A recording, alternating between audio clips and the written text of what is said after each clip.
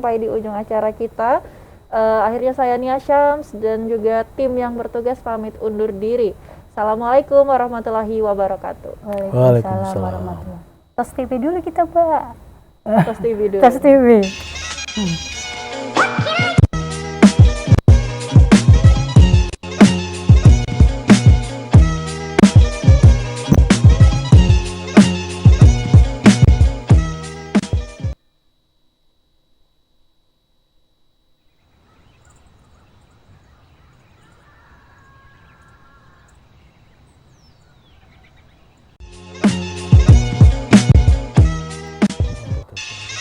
Assalamualaikum warahmatullahi wabarakatuh. Selamat sore pemirsa. Jumpa lagi dengan saya Nia Syams di Ngopi. Kali ini spesial Hari Tuberkulosis Sedunia tahun 2022.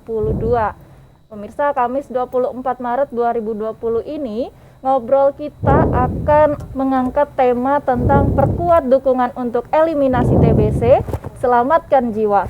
Ya pemirsa, sebagaimana yang kita ketahui bahwasanya ini adalah penyakit yang juga umum diketahui oleh masyarakat kita.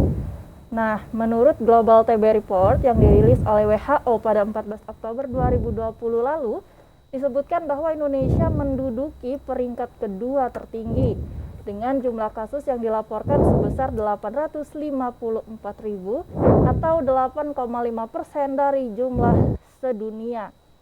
Nah, ini kan bagaimana ya kira-kira penanganan TBC pada masa pandemi COVID-19 saat ini, karena kan kita juga tahu bahwasanya saat ini selain fokus menangani pandemi, tentunya kita tidak boleh lupa dengan penyakit-penyakit yang lain. Sehingga harapan untuk tercapainya eliminasi TBC pada tahun 2030 dapat terwujud. Pemirsa, sekarang saya sudah ditemani dua narasumber saya.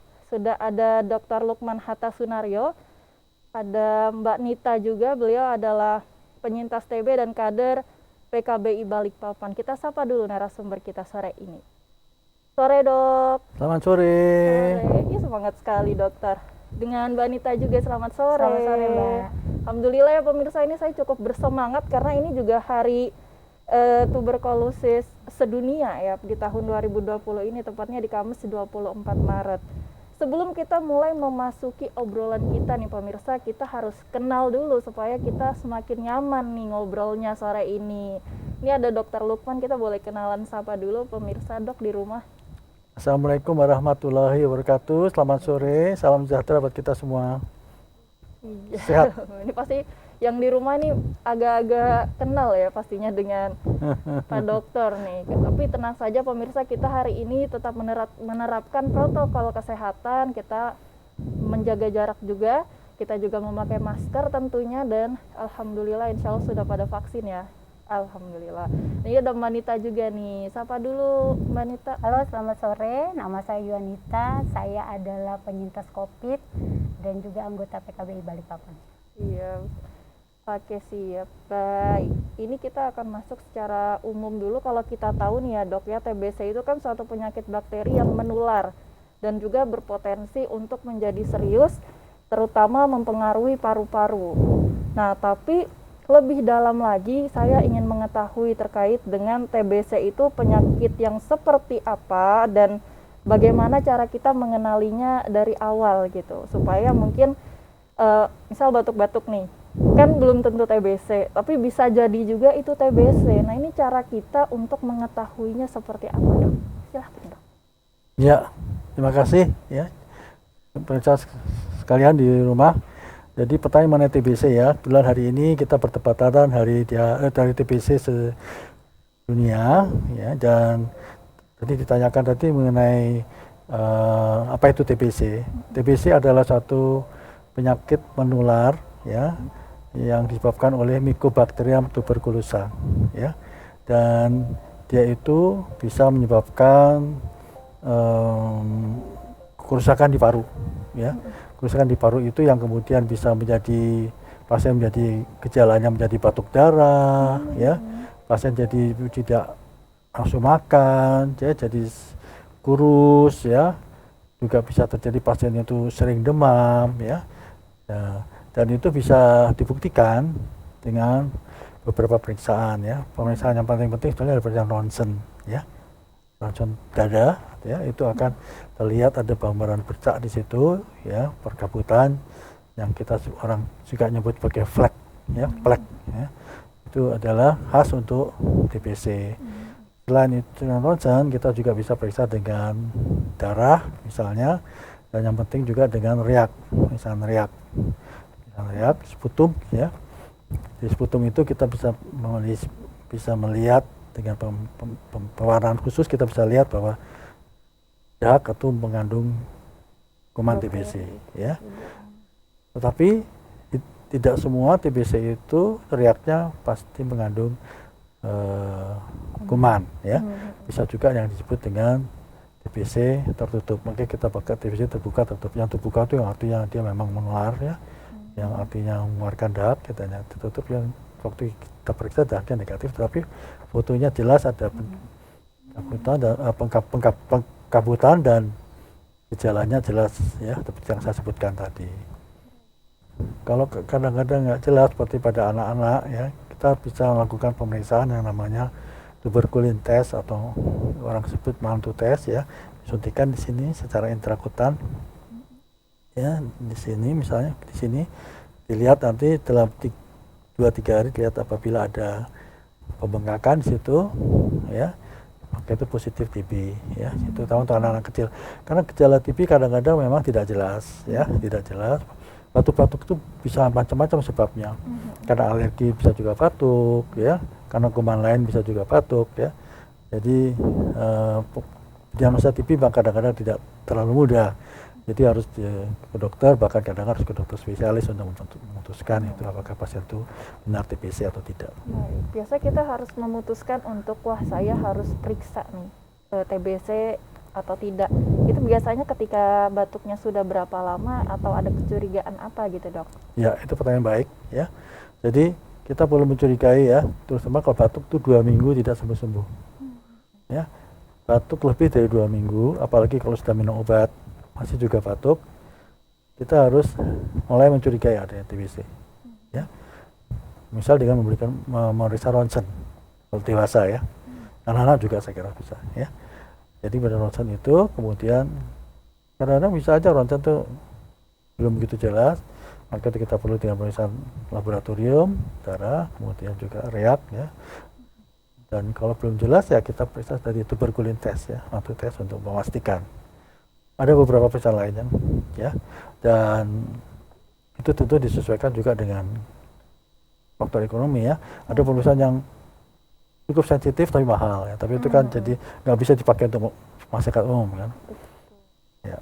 Baik, itu baik anak-anak ataupun orang dewasa, ya, Dok. Segala usia berarti harus sedikit aware nih dengan dirinya. Kalau misalnya sudah mulai batuk sampai 2 minggu bahkan, ya, dan sudah minum obat juga sampai obatnya habis mungkin beberapa botol dan ternyata masih batuk, itu kita perlu menyadari nih atau mungkin mewaspadai diri jangan sampai. Tapi ya itu tadi kembali, ya, dokter, ya, kebijakannya kembali ke diri kita sendiri juga, apakah ingin melakukan itu atau tidak. Yang pasti mencegah itu lebih baik, ya, Dok, ya. Betul sekali, ya, dan kita juga perlu perhatikan apabila ada di rumah pasien yang batuk itu, ada juga nggak orang lain yang batuk-batuk itu. Karena kadang-kadang batuk-batuk itu ditularkan oleh orang serumah, ya, kadang-kadang pembantunya kah misalnya, ya, dan supirnya atau dan sebagainya, itu yang bisa menularkan, itu harus kita waspadai juga. Baik, ini kan kondisi lagi pandemi nih, Dok, ya. Ya kan, Mbak Nita, ya, ini lagi pandemi dan batuk-batuk ini menjadi sesuatu yang sering sekali. Nah, dalam satu rumah tadi juga yang seperti dokter sampaikan, di rumah tuh gantian batuk-batuk. Ini kita gimana gitu mengantisipasi ini semua, Dok? Ya, makanya itu. Jadi kita harus ke dokter untuk memastikan nih batuknya karena apa, ya. Batuk yang berulang bisa macam-macam, ya, sekali lagi sebabnya. Apalagi pada anak-anak. Anak-anak tuh sering batuk berulang tapi bukan TBC, sering, ya. Yang sering karena alergi, karena mungkin virus dan sebagainya, flu dan sebagainya bisa batuk juga, ya. Jadi ini kita harus pastikan, ya, karena ya itu kadang-kadang untuk anak-anak yang alergi misalnya itu, ya, udara dingin batuk, itu kan bukan TBC juga, ya. Jadi kita harus tahu, ya, asma misalnya itu juga batuk juga. Jadi hati-hati kalau itu, ini batuknya diputuskan, apakah batuknya karena TB atau bukan, ya. Maka itu kalau sudah lebih dari 2 minggu sudah diberi pengobatan macam-macam masih tetap batuk juga, kita harus segera berobat ke dokter untuk memastikan. Baik, apalagi masanya ini lagi pandemi COVID-19 lah pemirsa, jadi Nah, harus tambah lagi kan? kita perhatikan betul-betul ini ya dok ya. Ditambah Tapi lagi. warga jadi takut nih mau berobat. Betul. Batuk. Iya. Nah kalau Mbak Anita sendiri ketika pertama kali mengetahuinya itu seperti apa sih Mbak? Kalau boleh sharing itu nih. tahun 2009 tepatnya, saya batuk gitu. Terus berobat nggak sembuh. Dulu masih jam sostek ya Pak ya. Nah jadi saya minta periksa dahak gitu. Nggak usah katanya gitu. Cuma batuk biasa. Ini dokter jam sostek nih yang bilang. Akhirnya batuk-batuk. Kan saya kebetulan waktu itu ngajar senam. Oh senang. Nah, jadi disuruh puasa ngomong. Jadi kalau ngajar itu pakai bahasa isyarat. Aduh, Gitu. kebayang Iya. ribetnya nih gimana. Tapi tambah hari kondisi saya semakin jelek. Jadi periksa dahak negatif. Oke. Masih batuk. Sampai saya sempat 2 kali periksa dahak tetap negatif. Akhirnya saya muntah darah. Muntah darah dari hidung, dari mulut itu tengah malam tuh. Hidung dan mulut Iya, mengeluarkan hidung dan mulut keluar ya? darah. Itu terus besoknya saya ke dokter ke puskesmas, tapi kan nggak bisa tuh karena jam sostek kan kita kalau mau minta ronsen kan dulu di Karnujoso harus minta rujukan. Iya. Akhirnya saya minta obat sama dokter situ supaya minta satu malam ini aja biar saya nggak keluar darah. Saatnya kalau batuk keluar kan takut sendiri kan jadinya Iya. ngelihat kan. Serem juga. Serem, sih. iya serem lah. Jadi terus ronsen akhirnya positif. Akhirnya di tahun 2019 itu ya Mbak Anita ya? 2009. 2009. Iya, Oh, udah lama 2009 sekali sudah lama. kemarin ya berarti. Nah, akhirnya kemudian yang dilakukan apa nih langkah setelah mengetahui ternyata saya positif TBC gitu. Jadi saya berobat 6 bulan. Cuma barangkali dulu itu belum ada kayak sekarang screening buat keluarga. Oh iya. Nah, kalau sekarang kan gitu, ada yang positif, nah terus langsung semua kan Satu kontak eratnya keluarga. semua diperiksa, baru 10 rumah itu juga diperiksa ya, yang dekat-dekat. Kalau dulu kan nggak ada. Jadi ya kesadaran kita sendiri memeriksakan diri gitu. Alhamdulillah sih di rumah enggak. Semuanya negatif Iya. ya. Alhamdulillahnya tidak sampai menularkan ke anggota keluarga yang Betul. lain juga ataupun yang sudah kontak erat.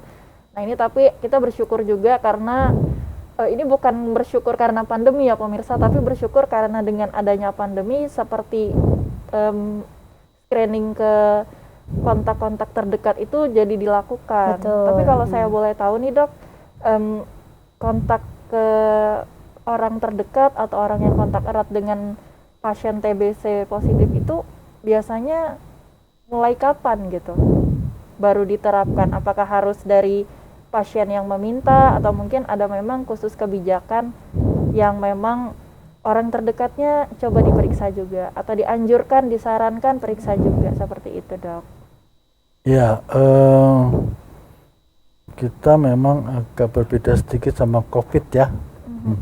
Mungkin COVID lebih cepat menularnya ya. Nah, jadi sebetulnya pasien-pasien TB ya itu biasanya kalau kita temukan kita memang langsung memberitahu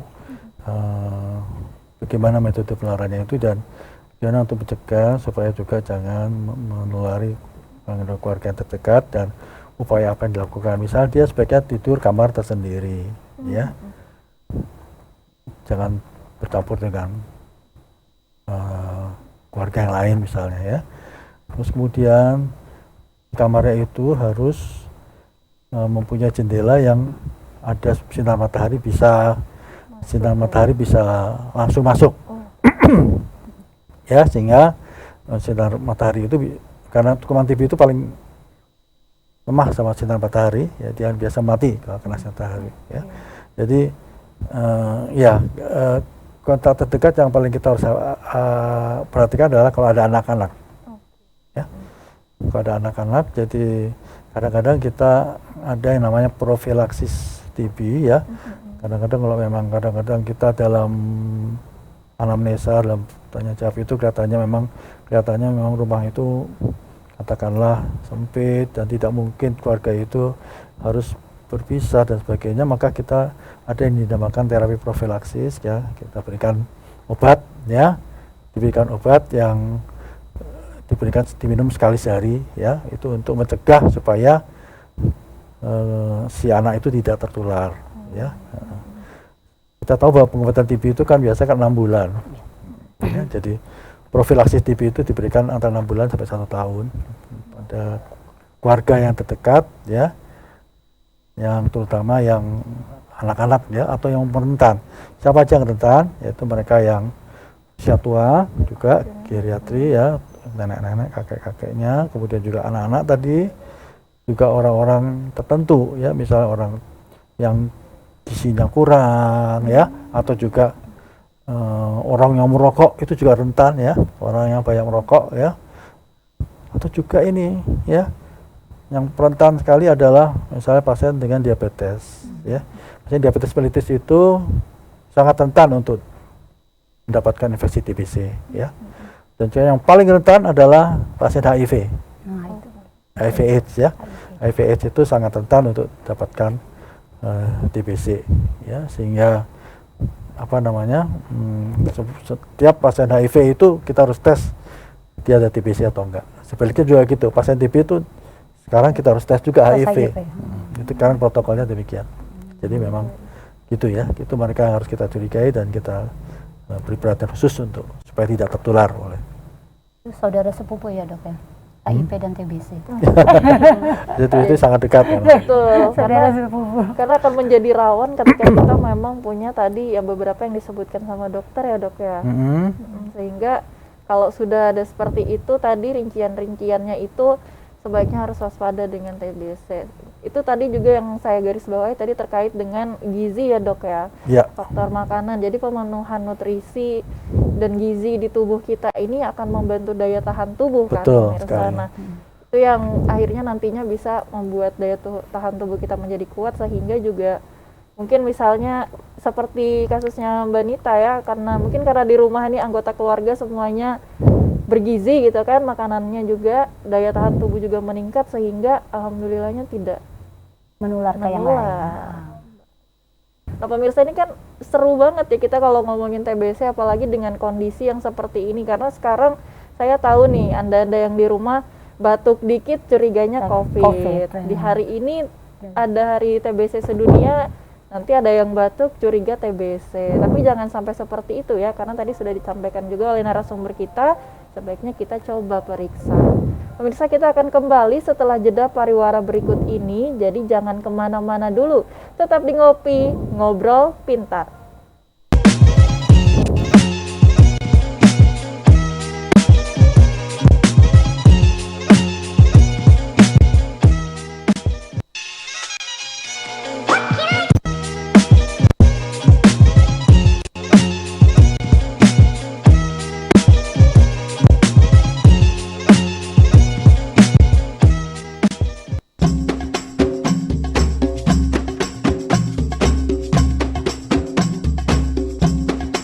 Ridho Akikah memberikan yang terbaik bagi penyelenggaraan akikah putra dan putri Anda.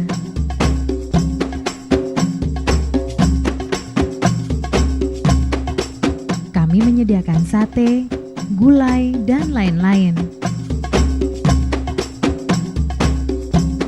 Mulai dari menyediakan kambing, memotong, memasak, menyalurkan dan mengantarkan sampai tujuan.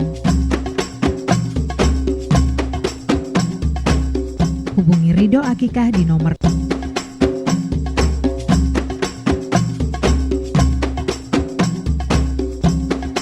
Ridho Akikah.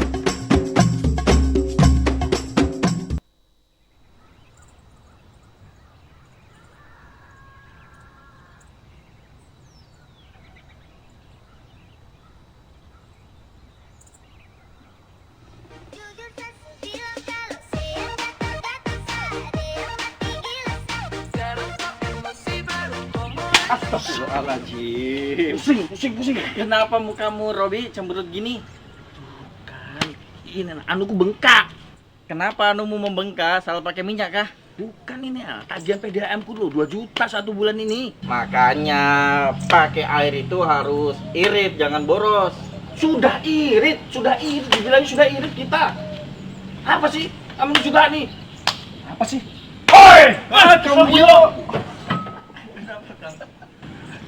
Kenapa kalian berdua ribut? Ini Kang, tagihanku 3 juta 1 bulan ini, Kang. Oh, tagihan Iya, membengkak. pusing saya, pusing. Nah, Mas Robi, Mas Dedi, dan pelanggan yang menyebabkan tagihan bengkak. 1. Pipa setelah meteran air yang menuju keran-keran dalam rumah ada yang bocor. 2. Lupa menutup keran di dalam rumah dengan waktu yang cukup lama sehingga air terbuang percuma. 3. Penggunaan toilet duduk yang mana rusak pada bak penampungan pembuangan air sehingga terbuang ke dalam kloset. 4. Penggunaan pelampung tandon yang rusak dan air terlimpas terbuang percuma. 5. Memang pola pemakaiannya Mas Robi sama Mas Dedi boros. Astaga, ya sudah aku tak cek dulu rumah lah.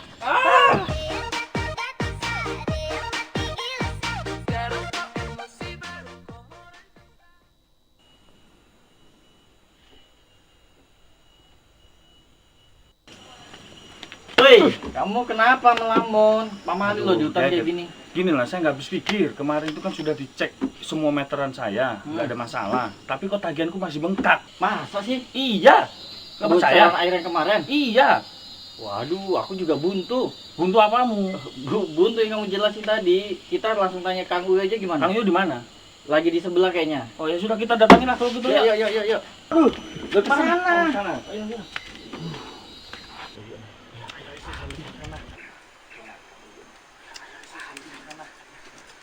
Kang Uy. Tumpah.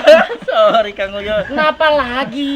Ini nah Kang Uy, dia ini masih nggak paham. Kemarin udah dijelasin soal kebocoran air, tapi tagihannya Masih bengkak Iya, tagihannya. saya cek segala macam sudah. Aku Tapi juga bengkak. buntu. Makanya nemuin Kang Uy di sini, mumpung lagi santuy. Oke, Mas Robi, Mas Dedi, ini saya jelaskan bagaimana Perumda Tirta Manuntung Balikpapan menetapkan tagihan setiap bulan untuk rekening tagihannya Mas Robi dan Mas Dedi.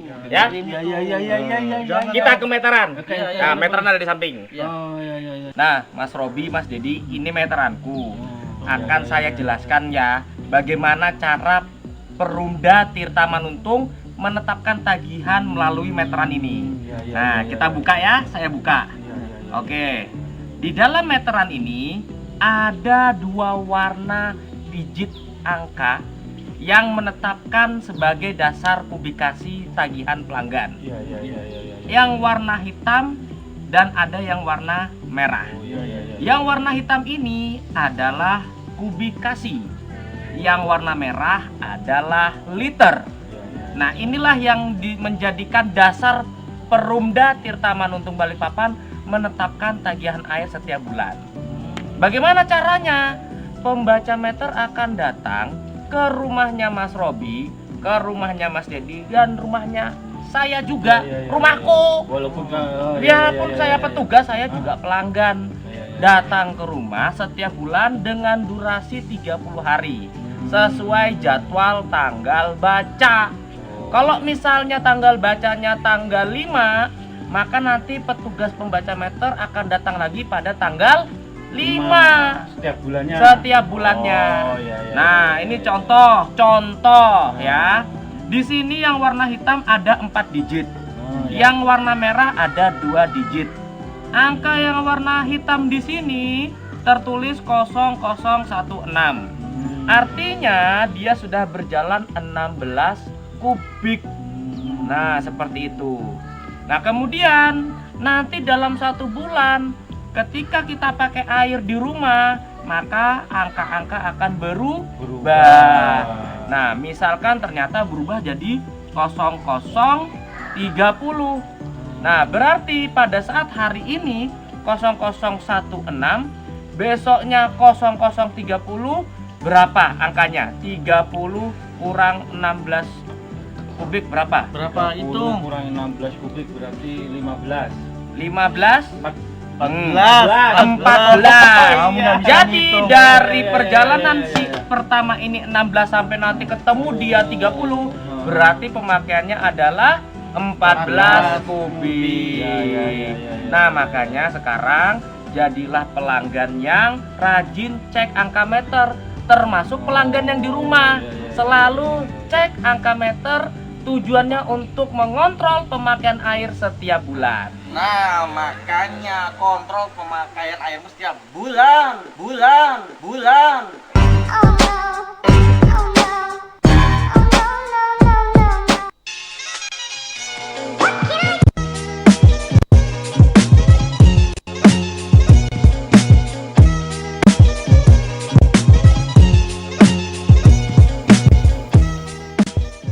Baik pemirsa, Anda masih menyaksikan Ngopi, Ngobrol Pintar. Ngopi spesial Hari Tuberkulosis Sedunia tahun 2022 bersama saya Nia Syams, ada Mbak Nita, dan ada dokter kita, Dr. Lukman. Kita lanjut lagi pemirsa, karena tadi terpotong iklan. Terima kasih ya masih menyaksikan. Baik dokter, ini masa pandemi nih dok. Di masa pandemi ini jumlah kasus atau mungkin pasien yang teridentifikasi dengan TBC ini apakah bertambah atau mungkin seperti apa? Karena kan memang virus ini juga semakin menyebar gitu, apalagi masa pandemi gitu dok. Silahkan dok. Iya, itu pertanyaan yang baik sekali ya. Jadi dari data-data yang saya baca atau saya terima bahwa angka kunjungan pasien berobat ke Poliparu ya untuk TBC ya, untuk penyakit dalam ya, untuk TBC itu berkurang ya, tapi kunjungannya ya, tapi bukan berarti itu bisa menggambarkan jumlah pasien TBC-nya berkurang. Karena apa? Karena banyak pasien-pasien TBC ternyata yang takut berobat ya, takut kontrol ya, ada banyak alasan ya. Kita tahu padahal pasien TBC itu kan kontrolnya teratur ya, karena dia pengobatannya selama 6 bulan minimal sampai 8-9 bulan misalnya ya. Jadi itu pasien juga harus mendapat obat teratur. Nah, jadi menurunnya kunjungan pasien-pasien TBC ini sebetulnya harus kita lebih selidiki lagi ya, karena tidak menggambarkan apakah juga pasien TBC-nya menurun atau tidak ya. Jadi kita memang agak susah dalam memberikan angka pada pasien ya, penurunan atau tidak, karena kaitan itu ya. Padahal ada dua alasan mereka takut. Pertama, karena mereka batuk-batuk takut langsung dianggap COVID misalnya ya.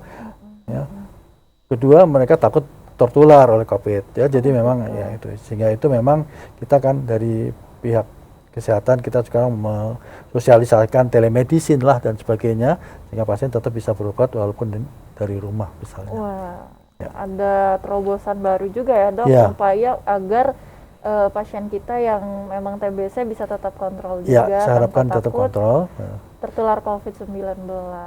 Baik. Ya. Ini dari Mbak Nita sendiri nih, kan tadi disebutkan sama Dr. Lukman juga masa pengobatannya itu minimal 6 bulan sampai dengan 9 bulan. Itu apakah sebelumnya apakah bisa lebih dok? Lebih dari 9 bulan gitu? Untuk yang TBC yang berat, apalagi yang kita sebut TBC yang kambuh ya, kambuh itu bisa lebih lama ya, bisa sampai lebih dari 1 tahun bahkan ya. Tapi sepengalaman Mbak Nita ini, makasih dok jawabannya nih dok. Nih, jadi kita juga semakin tahu nih ya terkait dengan TBC dan masa pengobatannya. Nah kalau dari Mbak Nita sendiri sebagai penyintas, waktu itu berapa lama masa pengobatan, dan sharing boleh nih Mbak nih ya. Saya 6 bulan pengobatan. Alhamdulillah nggak putus. Oh nggak putus. Sampai selesai, pokoknya masa pengobatan sampai selesai. Terus tapi dampaknya setelah itu jadi suka ngos-ngosan. Kalau naik gunung dikit suka capek gitu, nggak seperti dulu. Tidak seperti dulu. Itu apakah kambuh atau memang terus-terusan pasca pengobatan itu Mbak?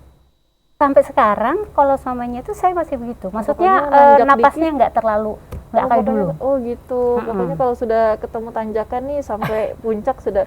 Masya Allah. Baik. Tapi yang Mbak Nita sendiri sadarin apalagi sebagai kader juga ya. Betul. Mungkin sosialisasi atau sharing kepada teman-teman yang lain juga sebagai kader kan tantangannya tuh apa sih Mbak ketika kita mensosialisasikan terkait dengan TBC ini gitu. Kadang kan masyarakat ini kalau TB gitu kan, TBC ya, bukan TB, TBC, udah takut duluan, nanti saya dijauhi sama masyarakat, dijauhi tetangga, jadi mereka kadang nggak mau terbuka kalau kena penyakit itu gitu kan. Nah itu yang jadi masalahnya. Nah saya kalau sebagai kader, kita susahnya kalau cari, ada pasien nih, kita disuruh tracking, nanti orangnya nggak ada, terus kalau ditelepon salah sambung gitu, susahnya di situ. Jadi kadang nggak ketemu, itu yang susahnya. Gitu ya. Padahal itu sesuatu yang sangat dibutuhkan ya untuk Ya, melindungi betul. masyarakat juga loh itu.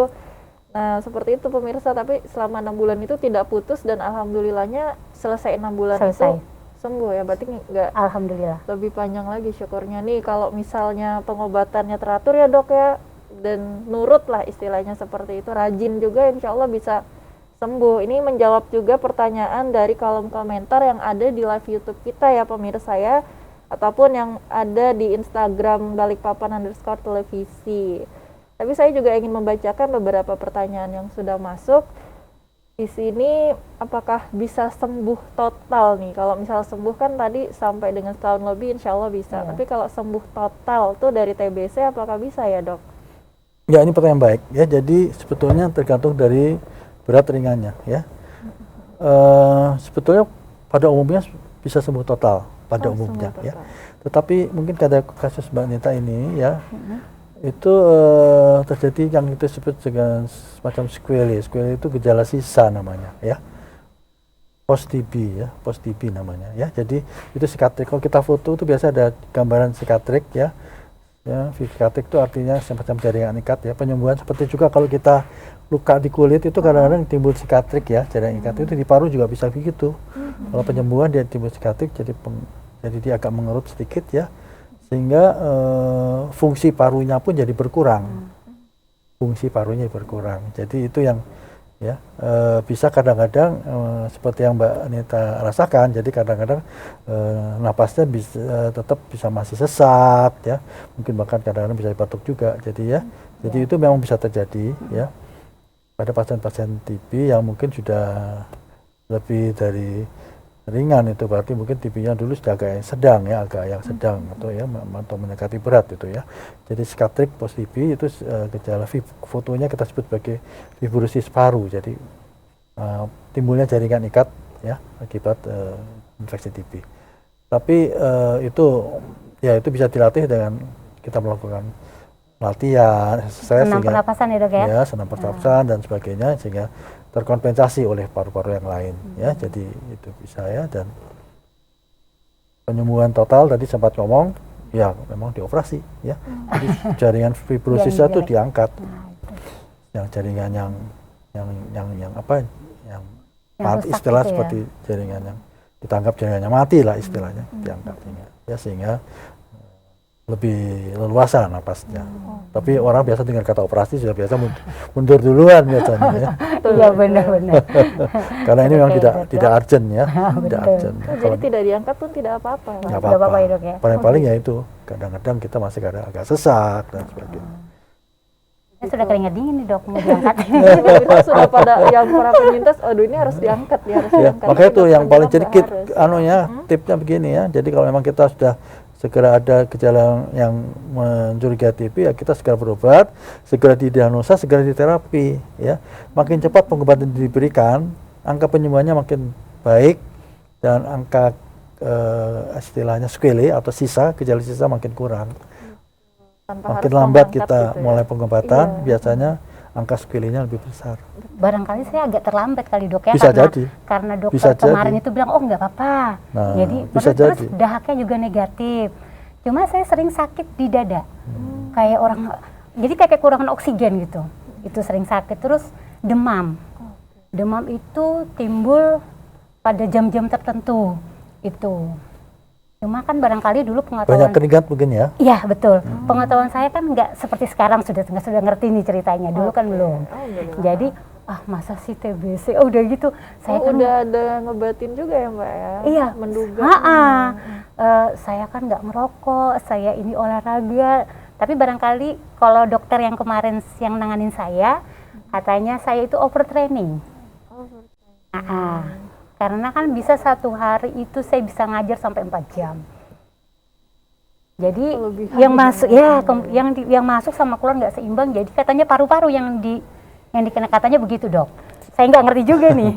Jadi sebetulnya begini, Iya, Mbak silakan, Nita ya. Jadi sekali lagi kita luruskan, penyebab TBC adalah kuman ya, kuman Mycobacterium tuberculosis ya. Dan yang jelas adalah kapan kuman itu bisa masuk di tubuh kita ya. Karena apa? Kuman TBC itu sebenarnya ada di mana-mana ya. Tapi kita selama kita daya tubuh kita kuat ya, imun kita baik, itu kita nggak akan sakit. Ya, kalau kita sama sakit, berarti memang imun kita berkurang. Lah kenapa? Ya itu tadi overtraining. Ya, akibat overtraining itu justru imun kita malah turun. Ya, padahal kalau kita training itu sebetulnya bagus. Dengan training itu bagus, tapi overtraining imun kita malah turun. Nah itu TBC malah masuk, gitu ya. Berarti ini buat pemirsa Jadi di bukan rumah overtraining langsung bikin TBC, enggak. Iya, baru mau saya bilang gitu. Ya, karena Jangan penyebabnya sampai tuh. TBC adalah tetap kuman. Benar, ini yang harus digarisbawahi juga oleh para pemirsa ya dok ya, bahwa TBC itu bukan karena salah makan atau mungkin karena bukan hanya sekedar menular ya dok, tapi memang pure karena bisa saja terhirup atau apa gitu kan ya dok ya, dan terkena dan kita virus itu lemah ya, dan makanya itu yang banyak diserang adalah mereka yang kurang makan, gizi kurang ya, kemudian ada penyakit-penyakit komorbid. Kelebihan juga bahaya. Kekurangan dan kelebihan memang nggak boleh. Ya. Semuanya harus seimbang ya dok ya. Semua harus seimbang ya. Ada tambahan tips lagi nggak nih dok, biar para pemirsa di rumah juga tahu untuk menghadapi, kan kita nggak bisa ngelihat virusnya nih dok, jadi kita hanya bisa menguatkan diri, daya tahan tubuh dan sebagainya. Ini tipsnya ada tambahan nggak nih dok? Ya, pertama saya luruskan, ini bukan virus ya, ini bakteri, kuman, sorry. beda ya. Kalau COVID itu virus ya, tapi kalau ini kuman, Mycobacterium tuberculosis ya. Tip untuk saya tekan TBC tentunya adalah kita sebetulnya ya, bayi-bayi, kalau masih bayi itu harus BCG itu jangan sampai, vaksin BCG itu jangan sampai tidak dilaksanakan ya. Pertama itu, kedua kita harus jaga gizi kita ya, usahakan kita gizi cukup ya. Olahraga perlu, tapi jangan overtrain tadi ya. Olahraga perlu karena olahraga itu justru meningkatkan imun kita ya. Tip berikutnya adalah kalau kita ada batuk-batuk ya, selama lebih dari 2 minggu, walaupun kita sudah berobat masih juga batuknya belum sembuh, maka kita harus curiga dari itu. Kita harus tes paling sedikit misal dengan ronsen ya, bikin ronsen, tapi itu tentunya kita ke dokter dulu. Nanti dokter akan memutuskan kapan kita perlu di ronsen ya. Dan nanti kalau ronsen mungkin kita perlu pemeriksaan laboratorium ya. Dan kalau masih belum jelas, tadi saya katakan nanti dokter bisa melakukan pemeriksaan untuk tes tuberkulin tadi ya. Saya kira Lagi itu. dok, TBC bukan penyakit bukan penyakit turunan. Banyak tuh kan masih stigma di masyarakat itu masih sering bicara begitu. Bukan penyakit turunan, tapi dia bisa juga menurunkan ya dok ya. Bukan menurunkan, menular di antara keluarga ya, tapi bukan diturunkan. Ditular keluarga karena dekatan itu. Karena dekat. Justru karena dia tinggal bersama, ada satu orang TBC, yang lain menular gitu, bukan karena ibunya turunan. TBC, anaknya TBC juga. Jadi itu harus dihapuskan ya, jangan sampai ada pemahaman yang seperti itu lagi. Baik, betul. Oh ya dok, ini kita kembali di masa pandemi ini tadi juga, karena saya juga ingat nih bahwasanya masyarakat ini kan yang kayak dokter bilang tadi ya, kalau misalnya mau kontrol takut nanti tertular COVID, padahal TBC, apalagi TBC tadi juga cukup rentan kan tertular dengan COVID-19. Nah tadi ada upaya-upaya yang kemudian supaya meyakinkan para pasien ini supaya mau rajin kontrol, supaya mau tetap ke dokter tuh seperti apa ya dok ya nih? Iya, tadi ya disampaikan. Jadi sekarang kan sudah banyak cara. Memang betul kita tetap protokol kesehatan itu tetap ya. Kita harus pakai masker, ya, cuci tangan, jaga jarak dan sebagainya ya. Tetapi kita juga jangan parno ya, jadi kita takut berobat ke dokter ya. Dan untuk yang memang betul-betul memang mungkin kondisinya tidak memungkinkan karena mungkin lagi lemah dan sebagainya. Sekarang kan dibuka pelayanan telemedicine ya. Telemedicine itu sangat membantu. Kita bisa menghubungi rumah sakit ya yang atau klinik ya, klinik yang menjadi pelanggan Bapak Ibu sekalian. Nanti di situ bisa ditanya apa melayani telemedicine. Sekarang sebagian dokter sudah melayani dengan telemedicine. Itu sangat membantu ya, karena walaupun Bapak Ibu pemirsa TV di rumah ini ada di rumah, bisa tetap didiagnosa dan bisa mendapatkan pengobatan ya. Gitu jadi. Siap. Baik, terima kasih jawabannya dokter ya. Ya. Dan pemirsa, kita akan kembali setelah jeda pariwara berikut ini. Jadi tetaplah di Ngopi, Ngobrol Pintar.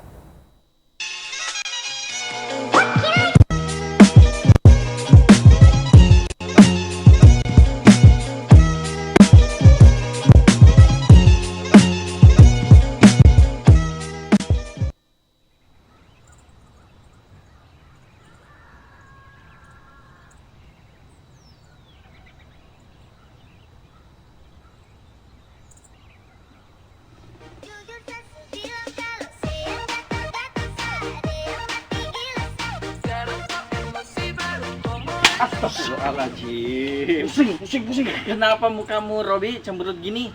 Bukan, ini anuku bengkak.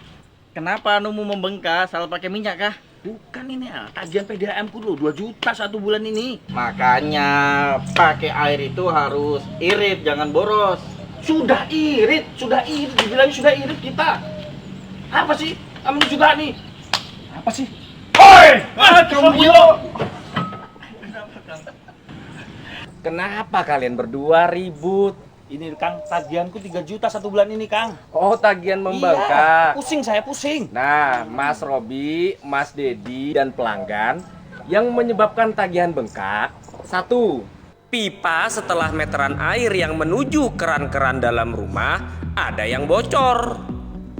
2. Lupa menutup keran di dalam rumah dengan waktu yang cukup lama sehingga air terbuang percuma.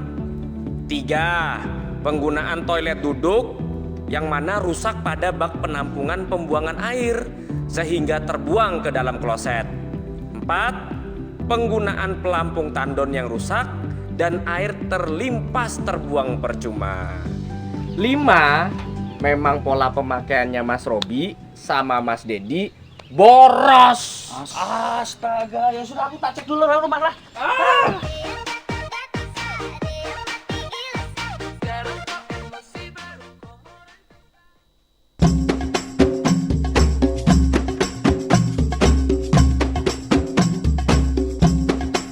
Ridho Akikah memberikan yang terbaik bagi penyelenggaraan akikah putra dan putri Anda.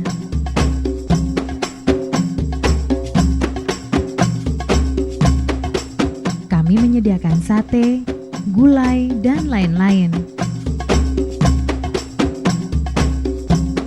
Mulai dari menyediakan kambing, memotong, memasak, menyalurkan, dan mengantarkan sampai tujuan. Hubungi Ridho Akikah di nomor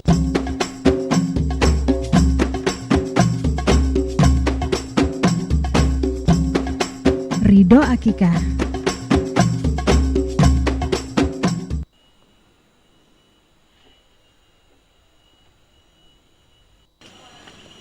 Woi, kamu kenapa melamun? Pamali lo juta kayak gini. Gini lah, saya nggak habis pikir. Kemarin itu kan sudah dicek semua meteran saya, nggak ada masalah. Tapi kok tagihanku masih bengkak? Masa sih? Iya. Nggak percaya? Bocoran air yang kemarin? Iya. Waduh, aku juga buntu. Buntu apamu? Buntu yang kamu jelasin tadi. Kita langsung tanya Kang Uy aja gimana? Kang Yu di mana? Lagi di sebelah kayaknya. Oh ya sudah, kita datangin lah kalau gitu ya. Yuk. Aduh, ke sana. Oh, sana. Ayo.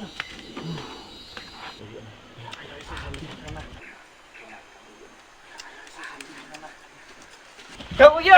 Woi. Tumpah. Sorry Kang Uyo. Kenapa lagi?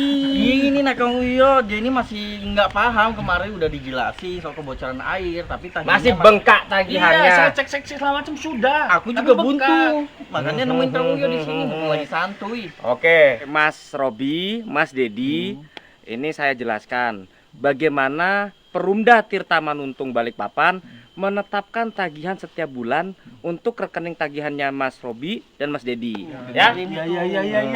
Kita ke meteran. Nah, meteran ada di samping.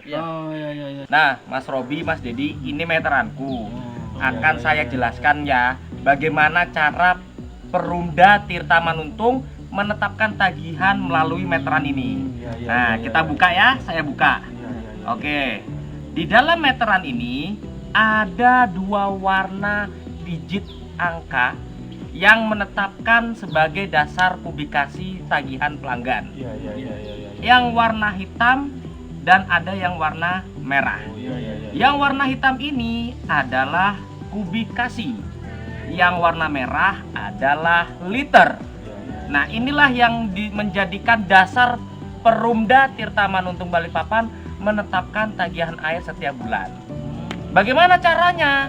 Pembaca meter akan datang ke rumahnya Mas Robi, ke rumahnya Mas Dedi, dan rumahnya saya juga, rumahku. Walaupun saya petugas, saya juga pelanggan.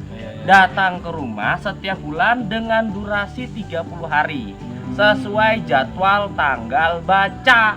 Kalau misalnya tanggal bacanya tanggal 5, maka nanti petugas pembaca meter akan datang lagi pada tanggal 5 setiap bulannya.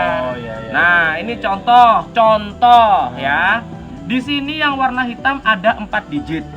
Yang warna merah ada 2 digit. Angka yang warna hitam di sini tertulis 0016. Artinya dia sudah berjalan 16 kubik. Nah, seperti itu. Nah, kemudian nanti dalam 1 bulan ketika kita pakai air di rumah, maka angka-angka akan berubah. Nah, misalkan ternyata berubah jadi 0030. Nah, berarti pada saat hari ini 0016, besoknya 0030, berapa angkanya? 30 kurang 16 kubik berapa? Berapa itu? Kurang 16 kubik berarti 15. 14. Jadi dari perjalanan si pertama ini 16 sampai nanti ketemu dia 30, berarti pemakaiannya adalah 14 kubik. Nah, makanya sekarang jadilah pelanggan yang rajin cek angka meter, termasuk pelanggan yang di rumah. Selalu cek angka meter, tujuannya untuk mengontrol pemakaian air setiap bulan. Nah, makanya kontrol pemakaian airmu setiap bulan.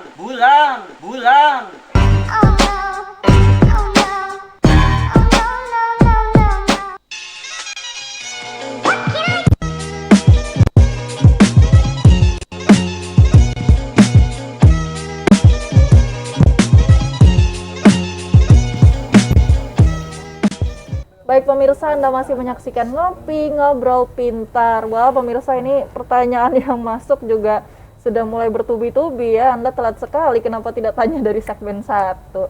Tapi sekarang kita akan maksimalkan segmen terakhir kita ya, Dok, untuk menjawab beberapa pertanyaan yang sudah saya pilih. Ini pertama, apakah TB bisa kena di luar paru-paru? Karena kita kan taunya TBC ini penyakit paru gitu. Ini tapi kalau misalnya kena di luar paru-paru, apakah juga bisa, Dok? Ya, ini pertanyaan yang baik ya, karena ternyata TB itu tidak hanya menyerang paru ya. Sekali lagi, TB tidak hanya menyerang paru, tapi dia bisa menyerang organ-organ lain ya. Contohnya apa? Yang sering adalah kelenjar getah bening ya, TB kelenjar, kita sebut TB kelenjar. Jadi gejalanya kadang-kadang yang kelenjar, timbul benjolan di leher misalnya ya. Itu ternyata setelah di biopsi, diperiksa, itu penyebabnya adalah TBC ya. Juga TBC itu bisa menyerang tulang, yang disebut TBC tulang ya. TBC juga bisa menyerang usus ya. Ya, itu yang paling sering. Kemudian TBC tadi, TBC kulit juga ada, kemudian juga TBC di liver juga ada ya. Jadi banyak organ-organ tubuh kita yang bisa terserang TBC, walaupun 90% adalah di paru. 90%-nya di paru, tapi tidak menutup kemungkinan bagian yang organ lain juga bisa terkena ya. Wah, ini ilmu baru banget nih, kita jadi harus waspada juga. Jangan, tadi kan ada tuh yang disampaikan dokter, di terbuka dan tertutup ya dok? Iya. Ya? Ya betul. Jadi jangan terbuka juga, wah dites reaknya negatif itu bukan TBC, belum tentu ya, karena bisa aja TBC dibuktikan dengan ronsen ya, dan itu tetap harus diobatin. Baik, itu terjawab ya pemirsa ya. Kita berlanjut, apa ada efek samping TBC dan apakah ada pantangan makanan atau minuman bagi pasien TBC dok? Efek samping mungkin obat TBC ya mungkin. Efek samping obat TBC, ya pasien harus menyadari obat TBC memang bisa menimbulkan efek samping kadang-kadang ya. Contohnya efek samping yang ringan adalah kencing biasa warna merah, tapi itu bukan efek samping sebetulnya. Efek obat ya. Jadi kadang-kadang pasien ada yang takut, wah kencing saya jadi merah, jadi stop ya, itu salah ya. Itu hanya efek memang sementara ya, sementara bilang obat golongan rifampicin itu memang dikeluarkan melalui urin ya. Tapi efek lainnya agak lebih serius ya, dia biasa menimbulkan rasa mual ya. Kemudian dia juga bisa, yang agak lebih serius lagi adalah dia bisa menimbulkan kenaikan fungsi liver ya. Jadi kita sebut sebagai drug induced hepatitis ya. SGOT-SGBT-nya waktu diperiksa bisa naik ya. Kemudian mata bisa kuning misalnya. Itu efek samping dari obat ya. Yang sering itu, tapi itu bisa kita atasi biasa dengan mengurangi atau juga mengganti obat lain ya. Itu mengenai efek samping itu. Berarti bukan efek samping obatnya, itu efek sampingnya bukan yang berkepanjangan atau Tidak. selamanya ya dok ya. Umumnya bisa kita atasi. Siap. Kalau pantangan makanan atau minuman itu ada juga nggak sih dok? Pantangan makanan minuman saya kira tidak ada yang khusus. Yang kita harapkan justru untuk pasien-pasien TB ini harus makan yang bergizi ya, makan yang cukup kalori, protein ya, sehingga diharapkan pasien itu bisa berat badannya meningkat. Biasa orang TBC itu kurus, kemudian dia bisa meningkat, kemudian kenaikan daripada imunoglobulin ya, daya tahan tubuhnya menaik ya, sehingga kuman TBC lebih cepat hilang ya. Kalau jadi TBC itu kalahnya sama daya tahan tubuh, sama imun kita ya. Kalau imun kita baik, dia kalah ya, dia lebih cepat hilang dari tubuh kita. Jadi salah satu kuncinya itu justru adalah memperhatikan makanan dan Makanan minuman justru kita anjurkan ya, justru yang bergizi ya, tinggi protein, tinggi kalori, buah sayur yang cukup dan sebagainya. Siap dok, terima kasih jawabannya dok. Ini dok, ada lagi, apabila tidak kontrol sebulan atau seminggu, apakah bisa langsung lanjut? Oh ini berarti maksudnya dia adalah Terputus. pasien TBC yang masa pengobatannya itu terputus gitu dok. Ini yang bahaya. Jadi ya kita anjurkan pasien TBC itu jangan sampai putus obat ya, karena bahayanya kalau putus obat itu kan penyembuhannya belum tuntas, artinya kumannya itu masih ada ya.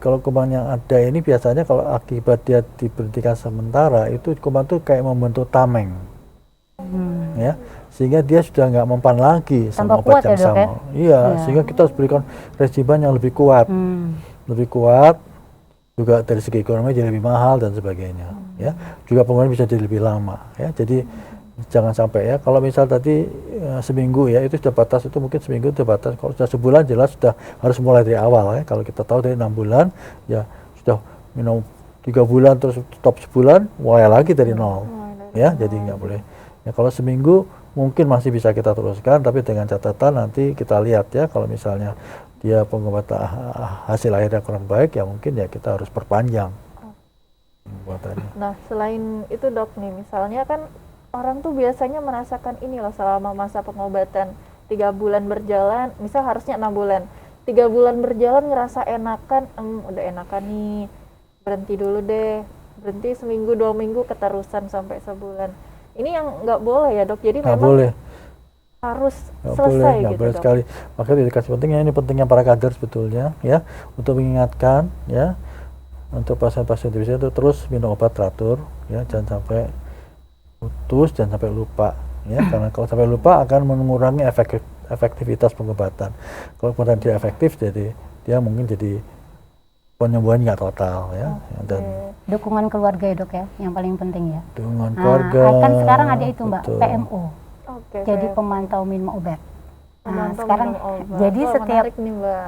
jadi setiap pasien itu ada PMO-nya di rumah. Boleh keluarga, boleh tetangga.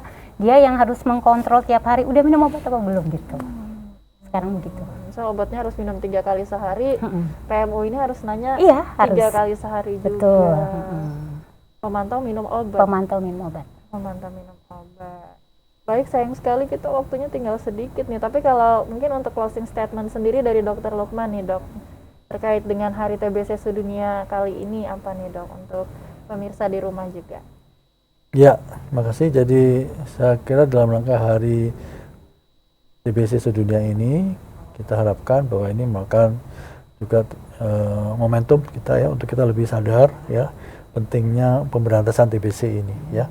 Karena pemberantasan TBC ini perlu karena ini akan banyak berpengaruh terhadap macam-macam ya, bukan hanya kesehatan saja ya, tetapi juga ekonomi jelas berpengaruh ya, kemudian juga produktivitas kerja berpengaruh dan sebagainya. Sehingga memang betul kita harus memberantas secara all out TBC ini sehingga insya Allah pada tahun 2030 ya kalau nggak salah kita bebas dari TBC ya. Itu harapan kami.